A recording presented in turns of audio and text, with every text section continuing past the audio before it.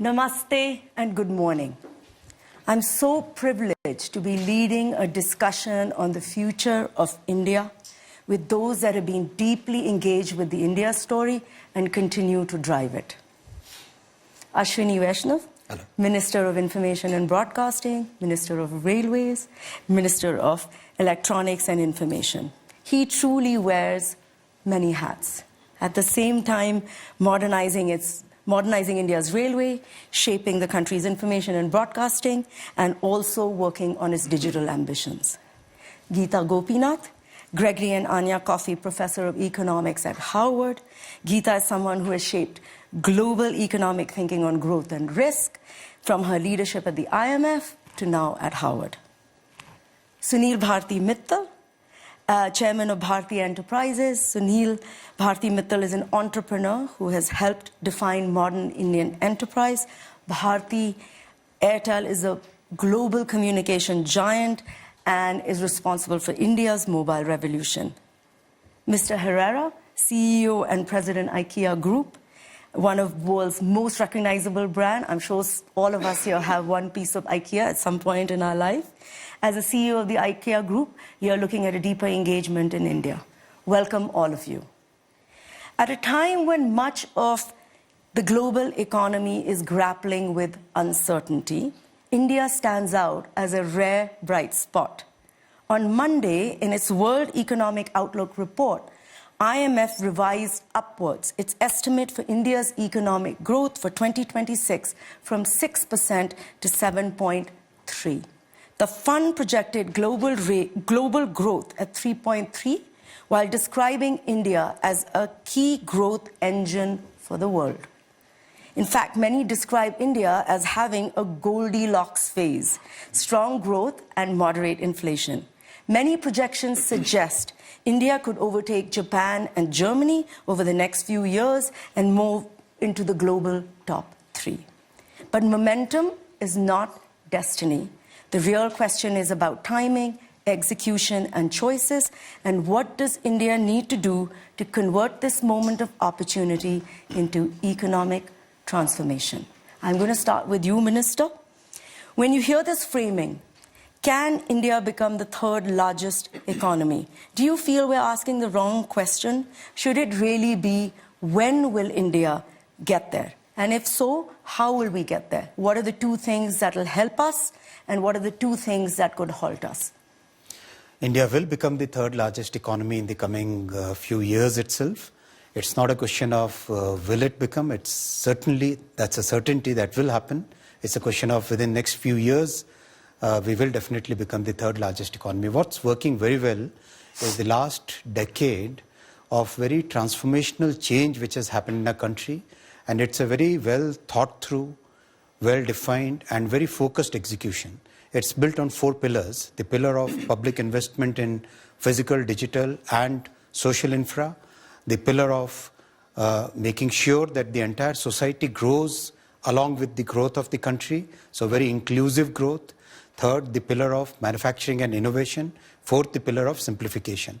All this combined with the base of technology that we have put, we can very clearly say that India is going to grow with 6 to 8% real growth and a moderate 2 to 4% inflation and a nominal growth of 10 to 13% with 95% confidence interval in the next 5 years. So that's the kind of growth journey which is there, we can say with a lot of confidence. And what's working very well is that the entire society is seeing the benefit of it.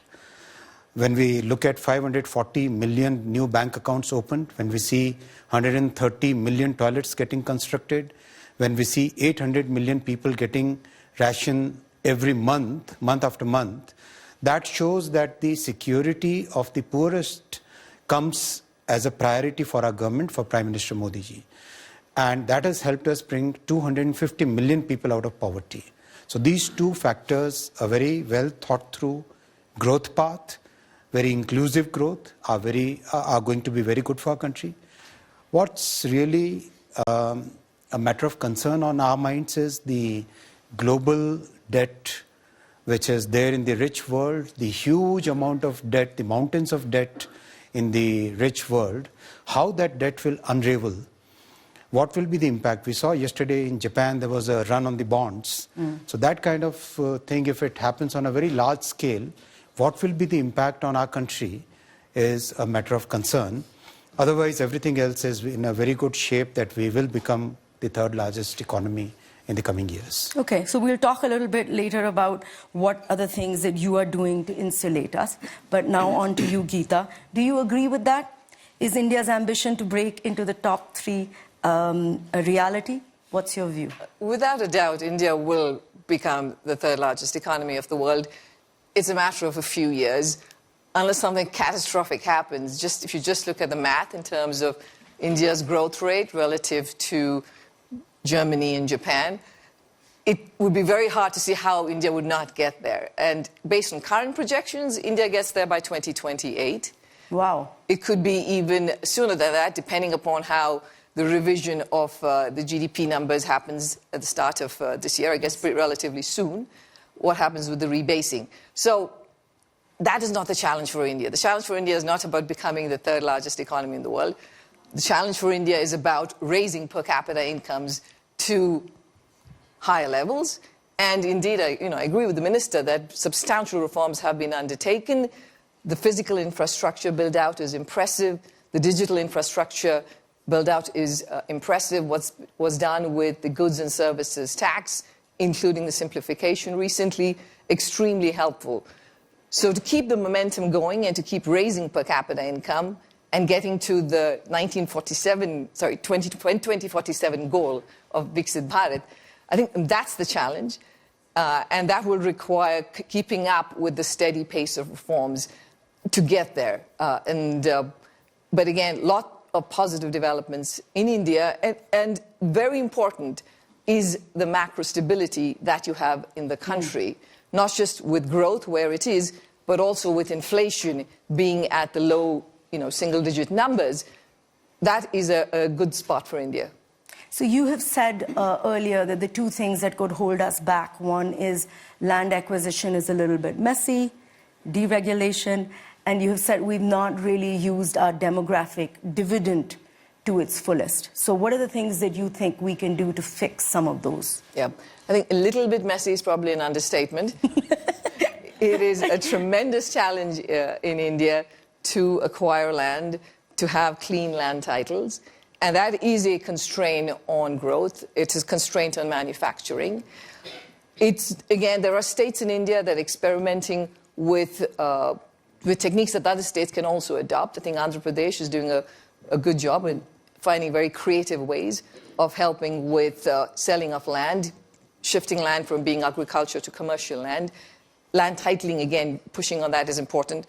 Judicial reforms, I think, are absolutely critical. That is a very important bottleneck for growth in India, and it's been there. I think people have seen it as a long-standing challenge, but we're not seeing many changes in that front. In terms of the labor force, you're right. We've been talking about the demographic dividend in India for a long time, but if you look at the contribution of labor to growth in India since the 1980s, only about 30% of India's growth has come from labor. So it is a fairly capital-intensive production structure that India has because of the rules and regulations that exist and the complications of hiring labor. Now, it is a very positive step in terms of implementing the labor laws that were passed by Parliament a few years ago. I think that's great. The states need to take that and go ahead. Raising the limit on the number of workers above which you face higher regulation from 100 to 300 is good. Though if you want to be a part of the big global supply chain, you're going to have to be way more than 300 in terms of the size of the labor force that you have. So pushing on that front is important. Labor market flexibility is critical. On top of that is the skilling of human capital. I think that is a very important part of the solution too. It's not just about the fact that firms aren't creating jobs. There is a mismatch between what jobs can be created and the skill of the labor force in India. So pushing on that front in terms of the level of education and human capital and skilling, super critical. Minister, would you like to come into any of the comments that Gita has made? Anything you'd like to add?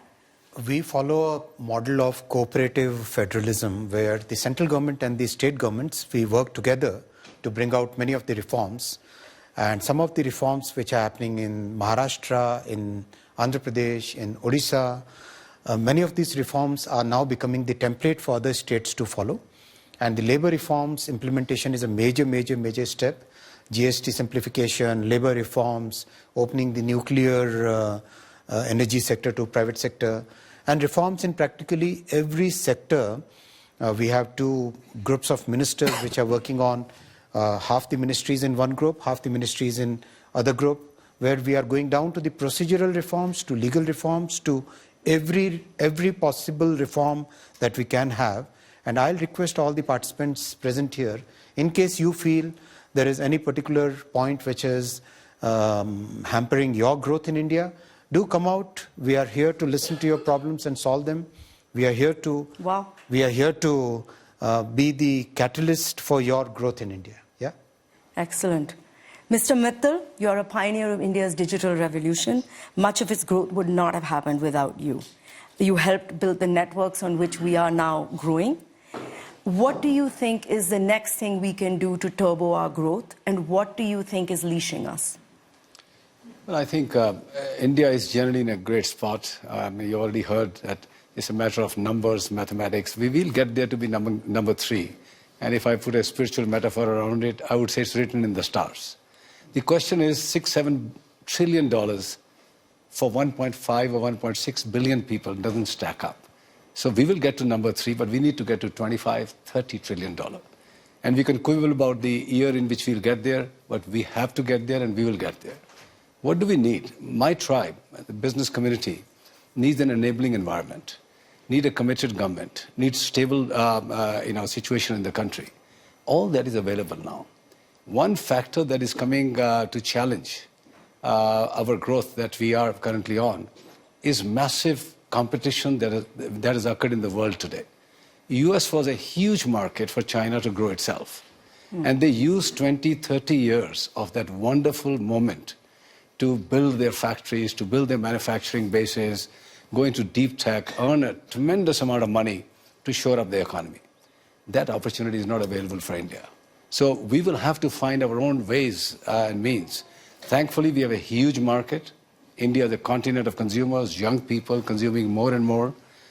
We will be signing, hopefully, the EU trade deal very soon. Yeah. UK is done, Australia is done, New Zealand is done, UAE is done, many more in the pipeline. But the big one with the US hopefully also gets done soon. We heard from Secretary Lutnick this morning, America must bring everything back to manufacture in America. That's a change. We need to deal with that new shift in the global trading norms that we'll have to deal with. Give us more backing from the government, give us more freedom. We have a prime minister who understands the power of business. He uses the industry and industry players to scale up the country, provide more employment. The PLI scheme that has come out, I never thought during my lifetime India will be a manufacturing destination for electronics or telecom equipment. All that has changed in the last 5, 7, 8 years, just in the last 5, 7, 8 years. Massive amount of exports of Apple phones and many other products are happening now. I remain very, very confident that the energy that I see in India, and now I work in Europe, I work in France, I work in the UK, and I can tell you, we will continue to grow at the rapid clip of 6, 7, 8, hopefully in some years even higher, whereas the world will be settling at 0.5%, 1%, or minus in certain years. We have a good future for us. What can derail us is only the competitive intensity of the world play now that we need to deal with, and that really lies in the hands of the able government, how they deftly deal with the trade deals. Okay, thank you. Mr. Herrera, you've seen India through many, many years, and right now with IKEA on the ground. From a global CEO's perspective, how does the world view India's growth story? First, I have to say that I always make a disclaimer when talking about India. I am emotionally biased with India because we live in the family, my wife and the 2 children, for 6 years. And so I call myself an Indian ambassador in the business community. So unpaid as well, this is the best. Disclaimer made. No, of course, India, you have to be in India. There is an option because it's... it's a big market, It's the young population. It's also a democracy. It's the English-speaking country. But also at the same time, India has had, is having, and will have the possibility to leapfrog from agriculture to the most developed AI much faster than any other country. So we see, of course, very positive India in that sense. So, Minister, you said in the first question I asked you that one of the pillars is simplification, which is basically deregulation.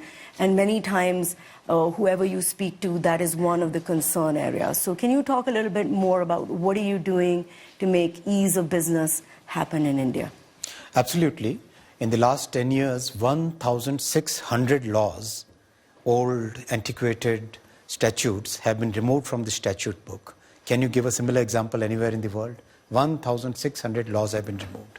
35,000 compliances have been removed.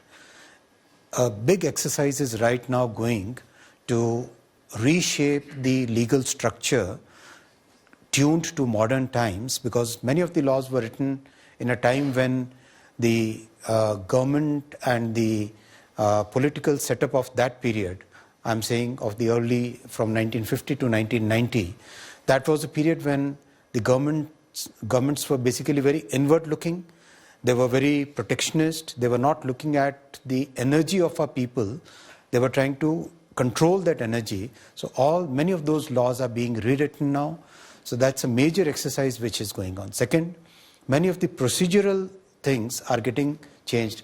Mr. Mittal is witness to get a telecom tower permit, it used to take 270 days. Now it takes 7 days. To get a railway terminal connected to the railway network, it used to take 6 years. Now it takes just about 2.5 months. So that is the kind of simplification, procedural as well as legal, is happening in the country. Our entire criminal justice system, which was of 1800 some vintage, so that has now totally been transformed into a new structure. The Telecom Act was of 1854 vintage. That has been replaced by a brand new 2023 Act. So practically every sector, we are trying to bring in a totally new legal framework, a totally new procedural framework built on the technology stack that we have. Okay. So, Gita, I don't know whether you know, but there's a Rajiv Guava committee which is looking at deregulation. I want to ask you, is making another committee to get rid of bureaucratic red tape the best way forward? Well, I assume that this is not just a committee for its own sake, but the hope is that it's going to come up with actual actionable plans. Yes. Absolutely. I mean, India needs a lot more deregulation. It is still, in terms of ease of doing business, it is still a challenging place to do business. I'd love to hear from you in terms of what challenges you face. So taking out more and more of the archaic rules that have held back business is absolutely critical. But then all other aspects of India will also have to continue in terms of the reforms will have to continue, the ones we talked about on land and labor. One of the areas I wanted to point out, which we usually don't talk about when you're talking about business development, is I want to talk about pollution. Mm-hmm. Pollution is a challenge in India. And if you look at the impact of pollution on the Indian economy, it is far more consequential than any impact of any tariffs that have been put on India so far. If you look at the annual cost to India's GDP of the level of pollution that you have, and it's not just the effect on economic activity, but it's also the loss in lives. I mean, the numbers are really large. Based on a World Bank study that was done, I think it was published in 22, about 1.7 million lives are lost every year in India because of pollution. That's 18% of the deaths in India. I think even from any international investor's perspective who's thinking of coming in and putting up a shop in India, if you have to live there and you have the environment is not of the kind that you feel that, okay, this is going to be consequential for your health, it holds you back. And obviously, not to say, but all the Indians that are living in this kind of pollution. So addressing that on a war footing is critical. I mean, this has to be a mission, a top mission for India. Along with deregulation, we're putting it right up there. Along with deregulation for India, yes. So, Mr. Mittal, you work in other countries, you just mentioned, in Europe, and you've been working in US as well. What are the lessons that India can take from there for ease of doing business? What are the things that we can adopt? Well, I can say certainly nothing from France or UK. No, it's much harder, much harder. Oh, really? Oh my Okay. God, oh my God, it's much harder. And they also have the, additional burden of the Brussels bureaucracy, which they have to deal with. There's just multiple layers there. I would say US is a good model, where business is really highly encouraged and, the ease of doing business, I would say, to a good level. And of course, there are examples, fine examples in Singapore and, UAE, etc. But I would echo Honorable Minister's point of view here. India has come a long way. I mean, I'm a product of, I started in '76. So I have seen... Giving your age away. Yeah, it's fine. But I am telling you, I've seen this plethora of books, handbooks, manuals, standing outside in DGTD, CCIE, hundreds of departments getting one license to get something into the country. All that is gone. 1992 or 91, 92 was one big wave. And I would say in the last 10 years, a lot has been done. Can more be done? Yes. We as business community will keep on asking for more, transfer more faith onto us, have faith, we will do the right things, we'll be more compliant. Indian companies have much better governance standards today than they were in the 90s and early 2000s. I think this government is engaged. I hope and really I'm confident that this committee is set up for a real reason, because the Prime Minister recognizes there is still much more to be done in ease of doing business. And I remain very hopeful something good will come out of this. Okay. So I'm adding on to the question Gita kind of asked you about doing business in India. Is it easier to do business in India or in China? And what would be your advice to a global CEO coming into India at this moment in time? At IKEA, we are present in many different forms in India. IKEA is present in the sourcing side, engaging with many suppliers, and not only producing in India for India, producing in India for the global supply chain with export. We are present with the retail business, where we acquire land, where we really go full in with our retail business model. And we are present in many cities, and we will grow significantly. We are also present from the energy sector. We are a big investor of renewable energy. Worldwide, we produce double than we consume globally from renewable. And in India, we have recently announced an investment of solar park in Maharashtra. But also we are present from the digital side, which digital services for the global company.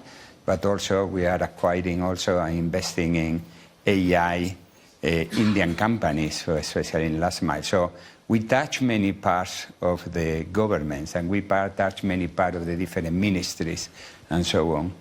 So on that side, doing business in India, half full glass, what is really good, and then what is the opportunity, half empty glass. In the half full, it is true that it's a process of simplification. And then what it is even more important, when you face the blocks, you knock the door and you are heard.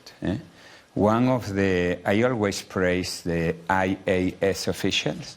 They are fantastic across the country because they listen to you, you meet them, you discuss, and then it's important. Sometimes things are a bit more complex. You need to find a way, but they are with you, so they don't ignore you. I think every time we have faced issues, we sit down. You have to invest time, but you sit down and then you share and then you are helped.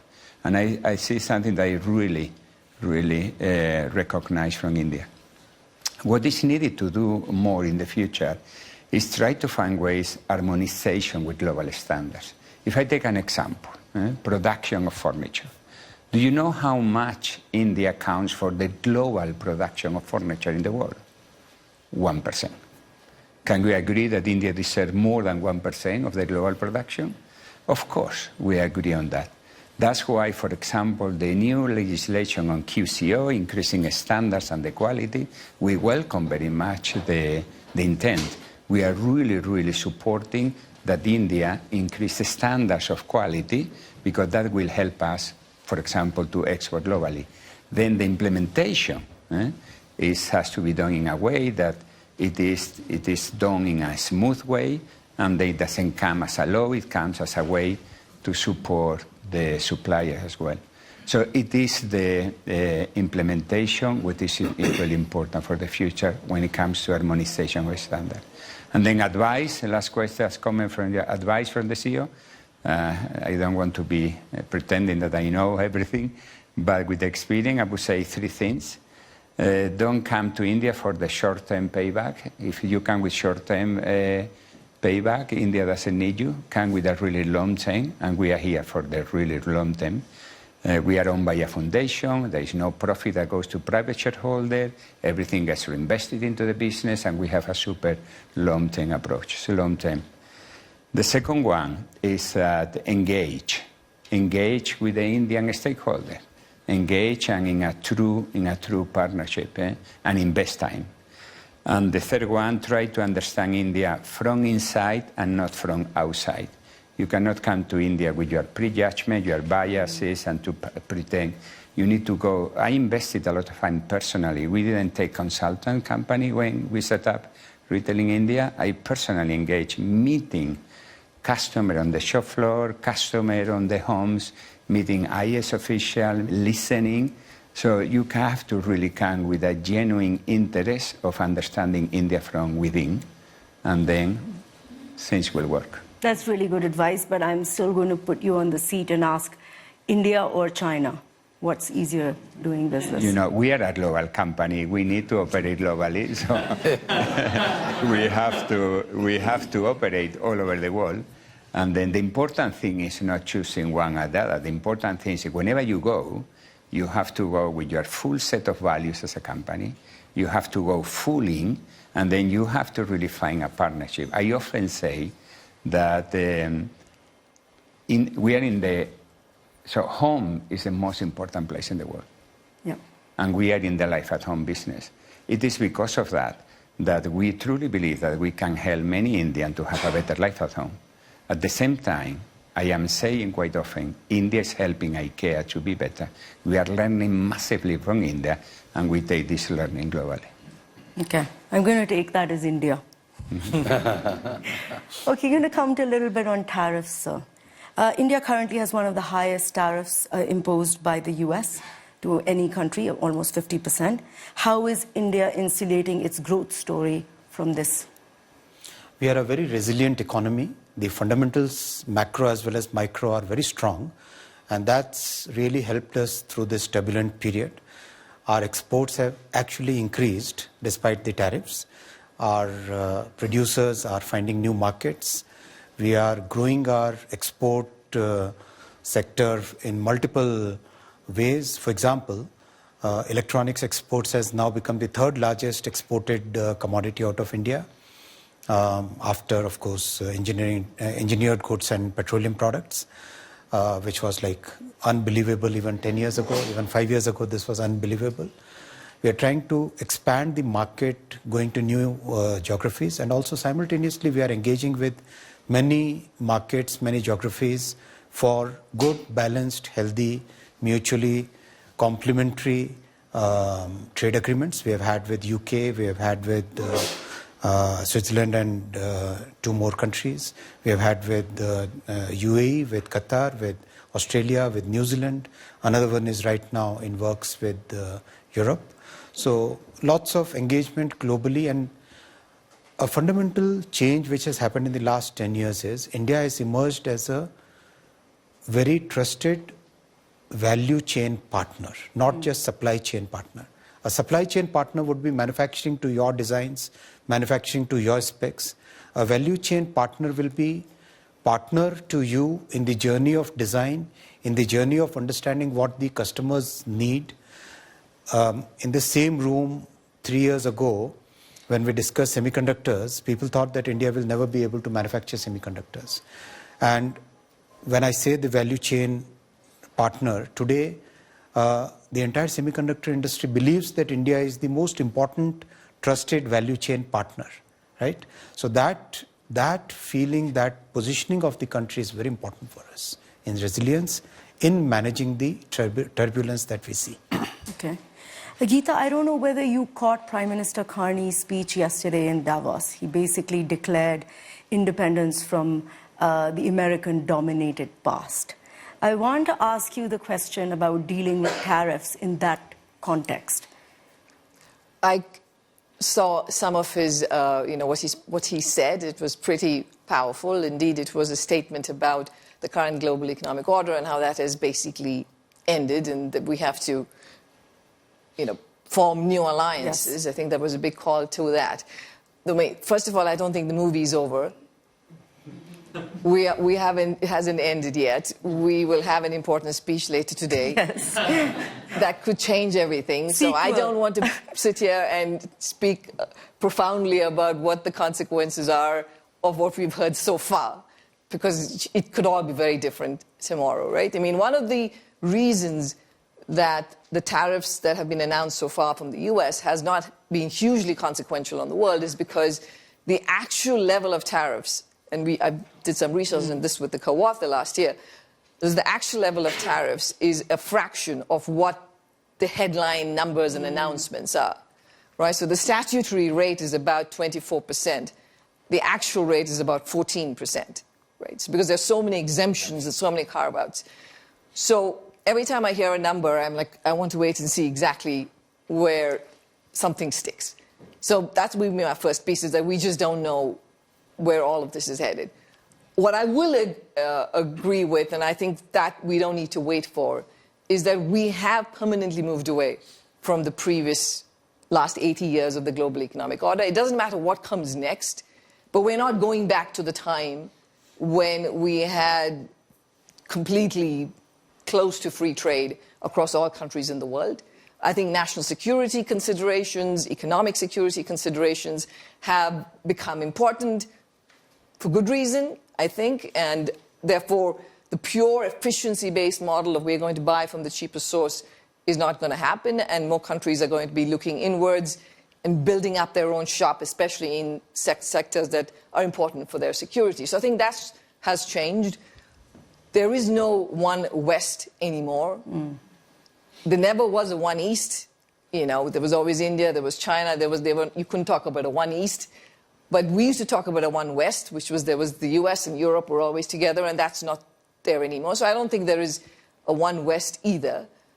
That doesn't mean there's going to be a whole-scale breaking up, but we're not going back. This is a shift that's going to last a long time. And like I said, the movie isn't over, so keep watching.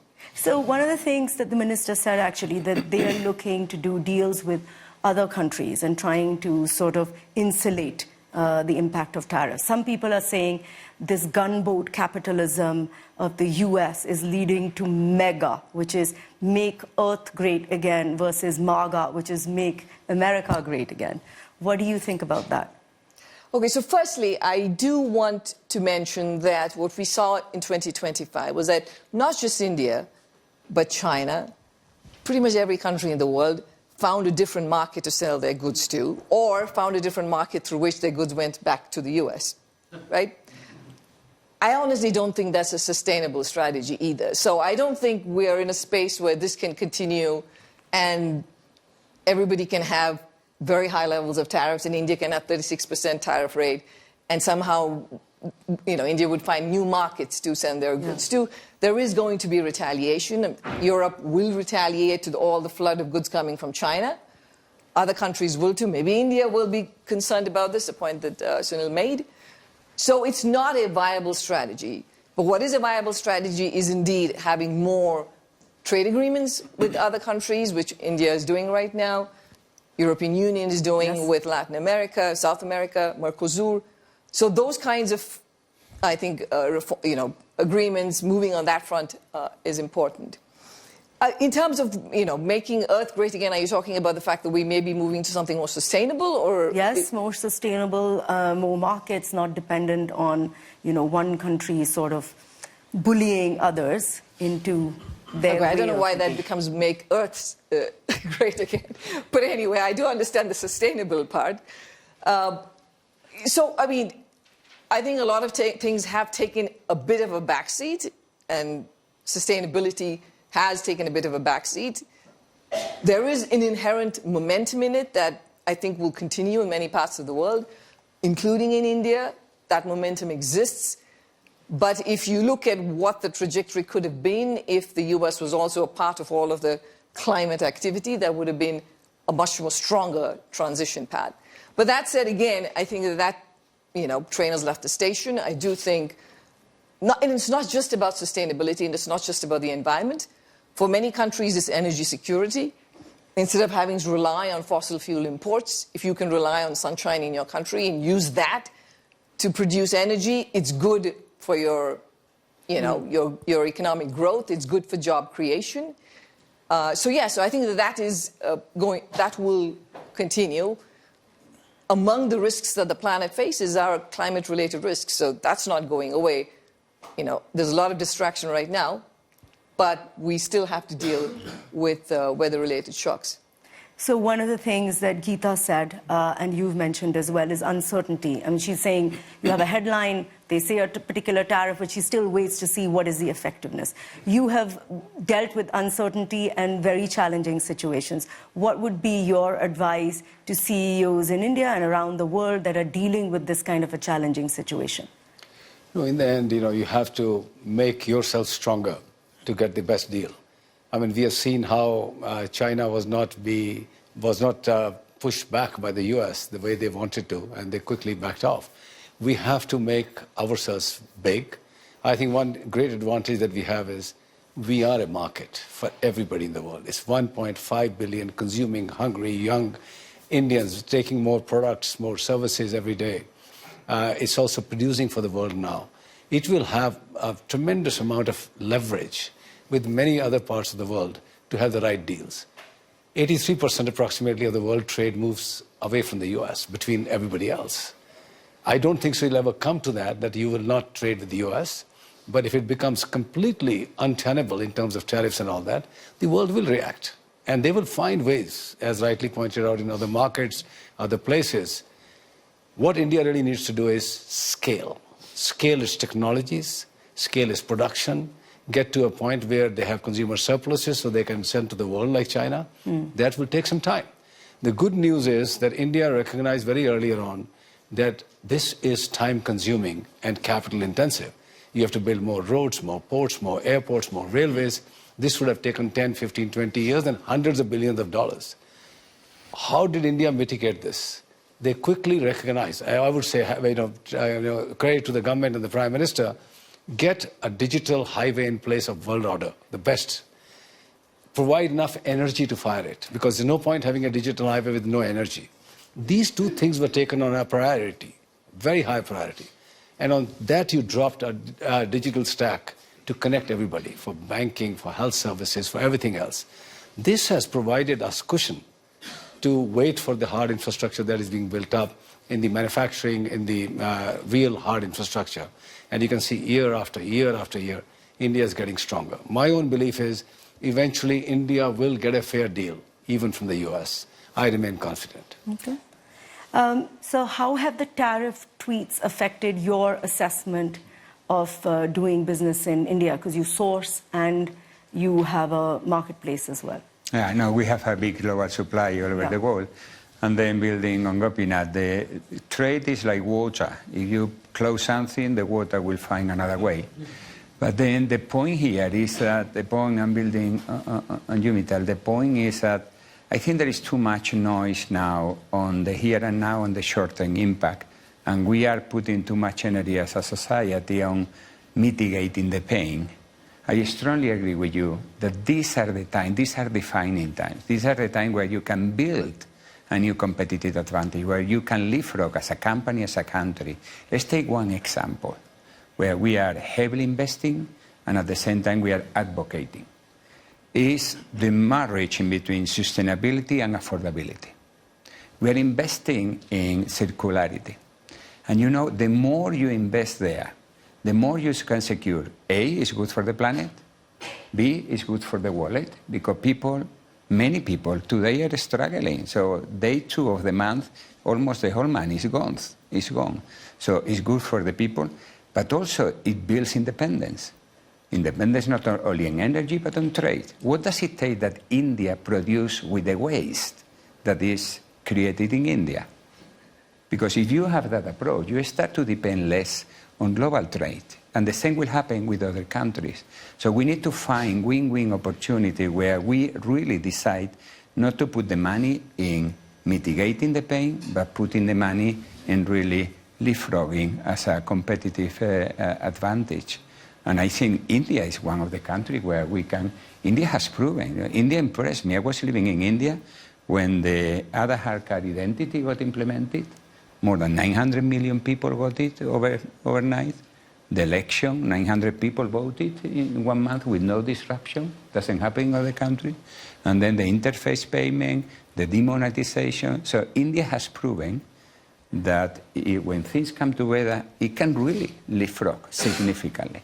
Okay. So what does it take that India now takes the opportunity to really be the leader on sustainability and affordability, because it comes with these three big benefits? Yeah, I have 4 minutes, and I do want to get into AI, so you will have to keep your answers a bit short, so that I can, give everyone a chance on this. Right now, the AI race seems to be between the US and China. Do you read that correctly, or does India have a place in this race? India is making very significant progress in all the 5 layers of AI stack. We have already become one of the largest AI-based services provider to the world. Entire IT industry has pivoted from software services to AI-based solutions. The second layer, the model layer, our stack of sovereign models is progressing very well. We must understand today that 95% of the work can be done with a small 50 billion parameter model. You don't require a trillion parameter model to do the things that you need in your day-to-day life and in your enterprises. Our focus on semiconductor industry, the third layer, is very strong. We are investing $70 billion in the fourth layer, the infrastructure layer, and energy, which is the fifth layer. We have opened it up. They opened the entire energy sector, the nuclear energy sector, to private sector, so that we can have a sustainable, clean energy for the AI world.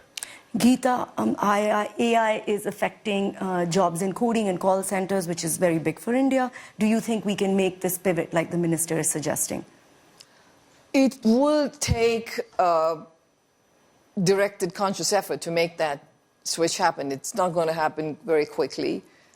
Indeed, business process outsourcing, for which India was a big beneficiary of, that is going to be impacted by AI. These call centers, as you mentioned, coders and coding in general, going to be heavily affected. Now, India does have the plus that it does have a good digital infrastructure, which it continues to build on. It has a lot of skilled engineers in an IT sector that supplies the world, so that gives it a good holding. But we're going to have to find ways of coming up with new kinds of jobs. That, again, comes back to the original point about skilling up the workforce, making sure that they are able to benefit from AI. In terms of, if you look at the statistics about how much is India exposed to AI, how much of India's labor force is exposed to AI, it's about 26%. The average for the world is 40%. That's just a reflection of the fact that still a very large number of Indians work in agriculture, right? So that transition has still not happened. Productivity in agriculture has not gone up enough to push people out of agriculture into industry and into services. So that transition is still ongoing. So there is less exposure to AI in that sense for the entire labor market as a whole. But like every country in the world, I think this is going to be an important challenge. India is already capital intensive for the reasons that I mentioned earlier. If we end up with services also becoming capital intensive in India, then there is going to be a problem with enough job creation. And here, labor market flexibility is, again, super important. So we just have a few seconds, but I want to get into it because you offered Perplexity free to your entire mobile network, right? I want to ask you what your view on AI is, because we are offering pervasive access to our market to foreign AI players. How do you see that? Yeah, I think India will find this very frugal ways of getting to AI development side. I think we have the minds, we have the brains, and as the minister rightly pointed out, there will be new models which will not require $1 trillion commitment, but maybe tens of billions of dollars. India will do that parallelly. As user of AI, we have now injected in various form factors in our business. Spam is one. billions of messages, billions of calls, from protecting our customers from fraud. Our whole network, from design to management is run on AI now. Agentic AI is pervasive all over. Yes, some call centers are getting, affected, and some different, jobs will need to be found for those. But as a country, I would say India is well positioned to make good use of AI for its productivity, automation, and improvement in the economy. I'm sorry, I'm completely out of time. I'm not going to be able to give you the question on AI. I'm going to conclude. I think this has been a very good news session. I think everyone agrees that India is a force for good, and it's written in the stars. And I hope that this Goldilocks fairy tale has a happily ever after. Thank you very much, all of you.